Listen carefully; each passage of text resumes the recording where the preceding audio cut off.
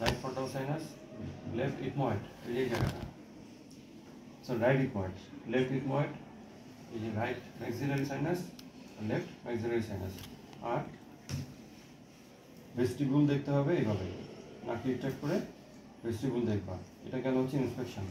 তারপরে করবা কি পালপেশন। পালপেশনের শুরুতে টেম্পারেচার সবগুলো জায়গায় দেখতে হবে, নর্মাল থেকে এখান থেকে এখানে, আবার এখান থেকে এখানে, নাকের উপরে দাও এখানে, তারপরে ম্যাক্সিলারি সাইনাস, এপাশে ম্যাক্সিলারি সাইনাস। এখানে হচ্ছে টেম্পারেচার। এরপরে সুপারফিশিয়াল পালপেশন। হাত দুটো এভাবে রাখবা, এপাশে দেখলাম ফ্রন্টাল লেফট, এটা frontal right, ethmoid ethmoid, nose maxillary sinus maxillary sinus. Deep palpation একই জায়গায় শুধু চাপ দেবে একটু বেশি করে, এখানে চাপ দিলাম, এখানে চাপ দিলাম, নোজে চাপ দিলাম, ইথময়েডে চাপ দিলাম, ইথময়েডে চাপ দিলাম, এখানে চাপ দিলাম, এখানে। অনেকে এখানে চাপ দেয় কিন্তু রং, এই থাকে এইখানে। হ্যাঁ ঠিক আছে। তাহলে সুপারফিশিয়াল পালপেশন গেল, ডিপ পালপেশন গেল, আর ইন্সপেকশন গেল। এরপরে করবো হচ্ছে patency test, nasal patency test. Nasal patency test করার জন্য একটা তুলা নিবা। এই তোমার কি সমস্যা হচ্ছে রে? আচ্ছা,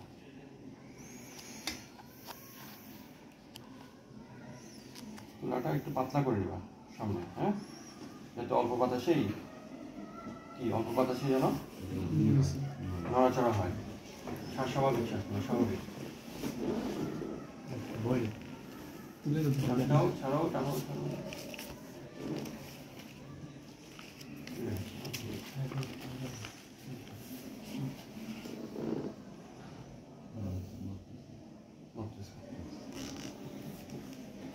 এটা বেশি না, এটা বেশি না, এটা বেশি নড়তেছে না,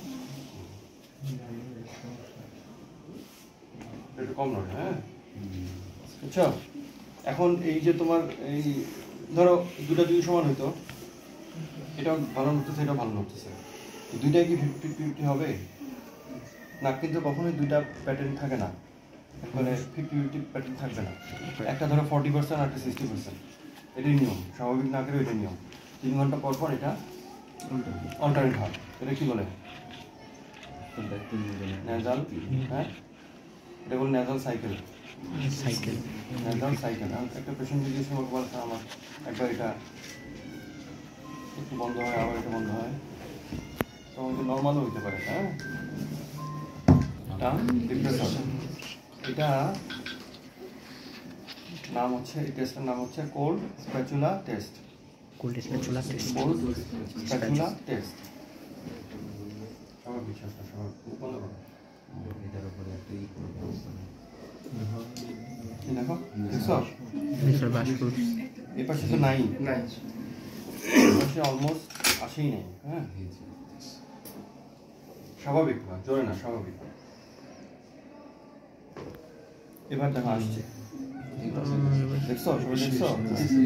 এটা কম না, এটা বেশি না, এটা হচ্ছে রাইট সাইড, এটা লেফট সাইড, এখনো আছে। হ্যাঁ দেখা যায়, দেখছো সবাই? ফগিং এর জন্য হচ্ছে। হ্যাঁ এটা হচ্ছে কোল্ড স্প্যাচুলা টেস্ট।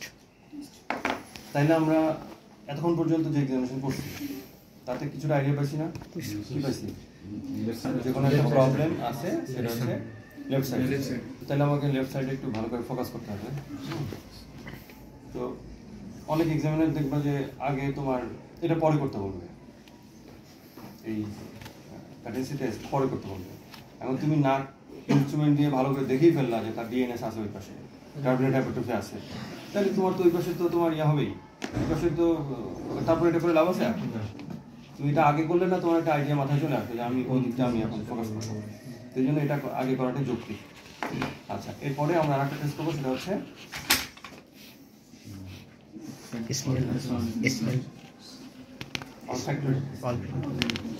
এটা খুললো তোমরা, আমি খুললাম না। হ্যাঁ কেন খুললাম না?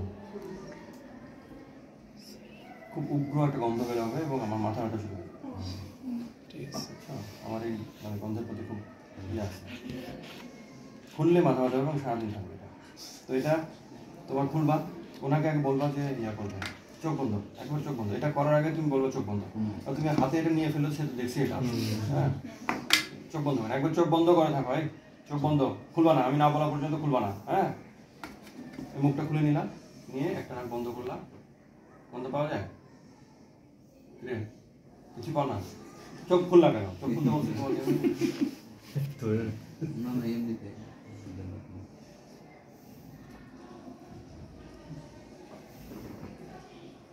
আচ্ছা, আবার চোখ খুলে। কিসের গন্ধ বলো? কিসের গন্ধ? কথা বলো, কিসের গন্ধ? ভালো না খারাপ?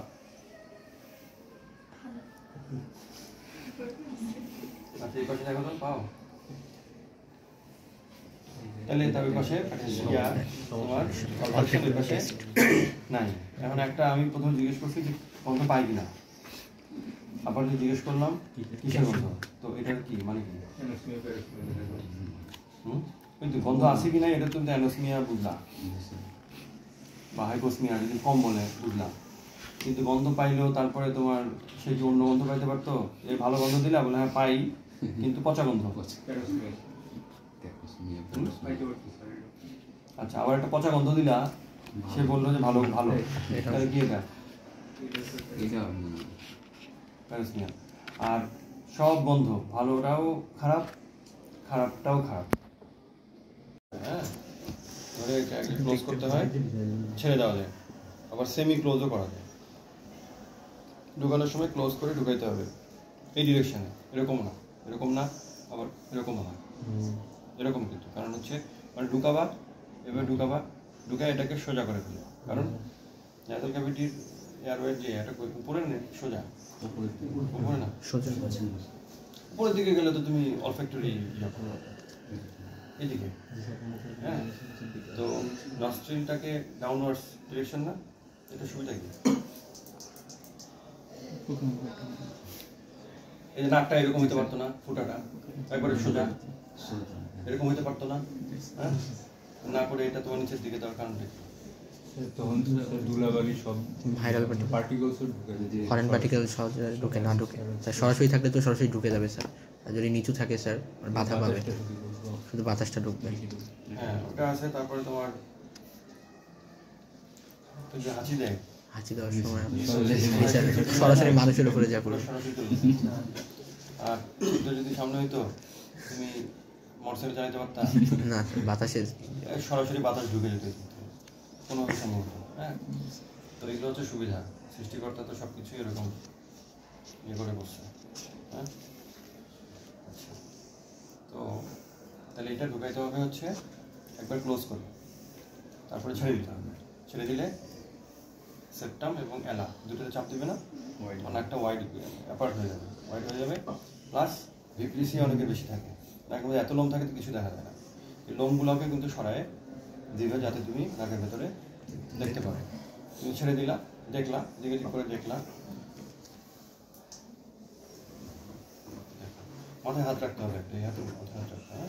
মাথায় হাত রেখে এবার ঢুকাবা, ঢুকে এদের ছেড়ে দিলাম। এই দেখা যাচ্ছে আর আগে যা দেখছেন তার অনেক ভালো দেখা যাচ্ছে। তারপরে সেমি ক্লোজ করে বের করতে হবে। সেমি ক্লোজ, পুরা ক্লোজ করা যাবে না, আবার খুলে বের করলে তো ব্যথা পাবে। সেমি ক্লোজ করার কারণটা কি? সেমি ক্লোজ করার কারণটা কি? বের করার কোনো মাস আসতেছে কিনা না না, দেখলাম কনসিস্টেন্সি কেমন, সফট, সিস্টিক, পলিপয়েড, হার্ড। তারপরে তোমার চাপ দিয়ে পেশেন্টের ফেসে দেখলাম যে টেন্ডার না, সেন্সিটিভ কিনা, সেন্সিটিভ অর নট। তারপরে একটু খোঁচা দিয়ে দেখলাম ব্লিডিং হয় কিনা, bleeds on touch or not, bleeds on touch or not. এটা লাগবে, এটা লাগবে, আর হেডলাইট লাগবে। কী করবো এটা, কী টেস্ট করবো? পস্টেরিয়র ডাইনোস্কোপি। এখন পর্যন্ত আমরা যা দেখলাম তাতে কী কী দেখলাম? বাইরে দেখলাম, ভেস্টিবুল দেখলাম, নেজাল ক্যাভিটিও দেখা শেষ। এখন আমাদের বাকি আছে হচ্ছে কোয়ানা আর ন্যাজোফ্যারিংস, পোস্টেরিয়র কোয়ানা আর ন্যাজোফ্যারিংস। এটার জন্য এই টেস্টটা করতে হয়। এটা দিয়ে দেখা যায় না, এটা দিয়ে দেখা খুব ডিফিকাল্ট। আর তোমার এটার যে আয়নার যে অবস্থা, এটার দেখো মানে রিফ্লেক্টিং অংশ কিন্তু খুবই কমে গেছে, অর্ধেক হয়ে গেছে, শুধু মাঝখানে একটু আছে। তো এটা যদি ভালো থাকতো তারপরে এটা অনেক ডিফিকাল্ট। এটা আগের দিনের টেকনিক, এটা শুধু পরীক্ষার মানে ইয়ে হিসাবে রয়ে গেছে, এটার প্র্যাকটিক্যালি কোনো ইউজ নাই আসলে, আমরা করি না কখনো। তো এটার ইয়ে হচ্ছে যে আয়না দিয়ে এই যে হ্যাঁ এখানে এই আয়না যদি আমি তাকাইতে পারি তাহলে কিন্তু আমার আঙ্গুলের এই জায়গাটা দেখা যায়। এই আয়না দিয়ে তুমি উপরের জায়গাটা দেখবা, এটাই আমরা এখন এন্ডোস্কোপ দিয়ে দেখি। আচ্ছা, তো দেখতে হবে। তো এইটা তাইলে তোমার প্রথমে কাউন্সিলিং করতে হবে পেশেন্টকে।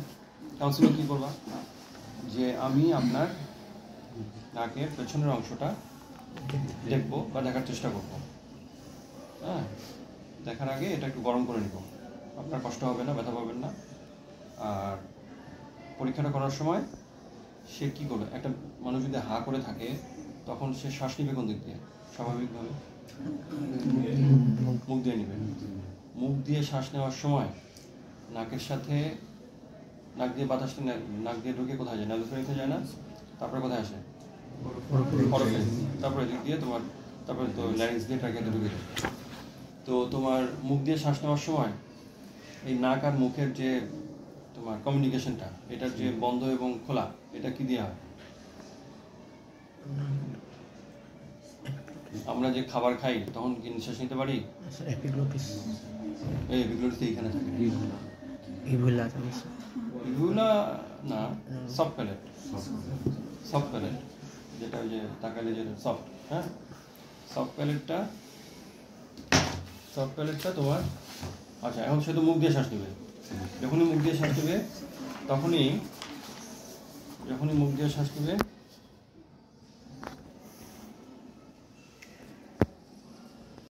আনতে হবে। এখানে যখন ধরবা তখন তুমি এই আয়না দিয়ে এই জায়গাটা আসবে। তাইলে তাকে বলতে হবে যে আপনি হা করে থাকবেন আর নাক দিয়ে শ্বাস নেবেন। নাক দিয়ে শ্বাস নেওয়ার চেষ্টা করতে হবে। ওই চেষ্টা করলেই তার তোমার ইয়া খুলে যাবে। যে ইসমাসটা, ওটাকে বলা হচ্ছে নেজোফেরিঞ্জিয়াল ইসমাস। হ্যাঁ, ইসমাসটা খুলে যাবে। আর এটা গরম করে নিতে হবে। গরম করবে কেন? ফগিং যেন না হয়। গরম করার পরে এটা এরকম দেখে নিবা, নিজের হাতে দিবা, গরম করে দিবা হচ্ছে আয়নার দিকে। হ্যাঁ, নিজের হাতে দিবা, হাত বের করো, দিয়ে ওর হাতে একটু দিবা যাতে ভয় না পায়। হ্যাঁ, এটা তাড়াতাড়ি করতে হবে, ঠান্ডা হয়ে যাবে। তারপরে হেডলাইটটা আগে পড়বা, হেডলাইট পড়বা, টাং ডিপ্রেশন দিবা। মেটালিক টাং ডিপ্রেশন, এটা দুইটা পার্ট থাকে, একটা চ্যাপটা, একটা চিকন। কোনটা ধরতে হয়? চিকনটা হাতে। আর ধরার পজিশন হচ্ছে এরকম নয়, এরকম না, আবার এরকমও না। এখানে দিয়ে এই অ্যাঙ্গেলটাতে থাম দিবা, অ্যাঙ্গেলে দিবা থাম, এভাবে ধরবা। হা করো, ঠান্ডা হয়ে গেছে কিন্তু আমি ধরে নিলাম যে এটা গরম আছে এখন। হা করো, নাক দিয়ে শ্বাস নাও, নাক দিয়ে শ্বাস নাও। হা করো, বড় করে হা করো। Anterior 2/3 of tongue, anterior 2/3 of টাঙে টাং ডিপ্রেসর দিয়ে প্রেস করতে হবে। আমি থিওরিটিক্যাল বলতেছি, কিন্তু প্র্যাকটিক্যালি তোমরা কী করবো পরে বলতেছি। এই যে দেখো, তুমি মুখ দিয়ে শ্বাস নাও দেখি। এই দেখো তার ওগুলা দেখছো? ওগুলো দেখা যায়, তার টনসিল বড় আছে, তো টনসিল কিন্তু বড়, দুই পাশে টনসিল। এইটা ধরবা, এটা এই পজিশনে থাকলো, এটা ধরবা পেন হোল্ডিং। অনেকে এইভাবে ধরে ফেলে, ভুল। পেন হোল্ডিং, হ্যাঁ, ধরে এটাকে এই ডিরেকশনে দিতে হবে, এরকম না, একবার এই যে এই সোজা দিয়ে তোমরা এই পর্যন্ত, আমি কোন পর্যন্ত ঢুকাইছি তোমরা এই পর্যন্তই যাবা, আর যাওয়ার দরকার নেই। কিন্তু থিওরিটিক্যালি নিয়ম হচ্ছে এটাকে ওগুলা ক্রস করে দিতে হবে, এবং বেস অফ দি টাং এবং পোস্টেরিয়র ফ্যারিঞ্জিয়াল ওয়াল। আর তোমরা ওই সাইড থেকে যদি এক্সামিনার দেখে তাহলে হা করো তো, আমি যে ঢুকাইছি বুঝতে পারতেছো কোথায় গেছে? সাইড থেকে তো বুঝবে না, ওকে ঢুকাইছি, কারণ ওই পর্যন্ত ঢুকাইতে গেলে পেশেন্টের গ্যাগ আসবে, দরকার নেই। দিয়ে এটা কিছুক্ষণ লাইট ফেলে একটু নড়াচড়া করে একটু ঘোরায় ফিরে দেখার চেষ্টা করতে হবে। তো এটা গেল হচ্ছে পোস্টেরিয়র রাইনোসেরাম। এক্সামিনেশন মোটামুটি এখানে শেষ করার পরে তারপরে ধন্যবাদ। তারপরে ওকে ধন্যবাদ দিতে হবে। হ্যাঁ, ধন্যবাদ দিলাম তোমাকে, তুমি যাও না।